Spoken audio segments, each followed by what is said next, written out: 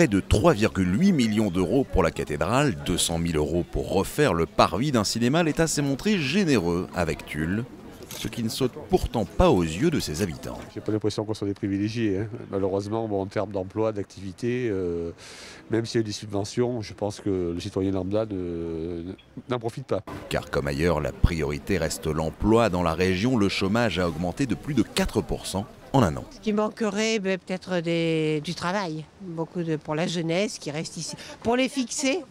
Pour les fixer ici en Corrèze. François Hollande arrive malgré tout en terrain conquis et pourra compter sur les Corréziens dans un contexte forcément particulier. C'est pas facile sa situation. Et il lui casse les pieds avec sa femme, qui l'a fait se la paix, sa fille intime, ça ne les regarde pas. On a tous eu des moments de folie.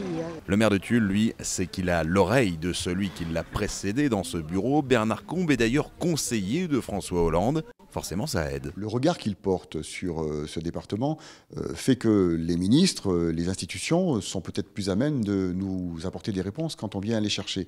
Vous savez, la Corrèze, elle se sauvera comme les autres départements à partir du travail de ses élus. Ce n'est pas une république bananière, c'est la République de France. Pas d'annonce fracassante à attendre demain, mais les tullistes voient avec crainte la possible diminution du nombre des régions. Ici, beaucoup ont peur d'être avalés par l'Auvergne, voire l'Aquitaine.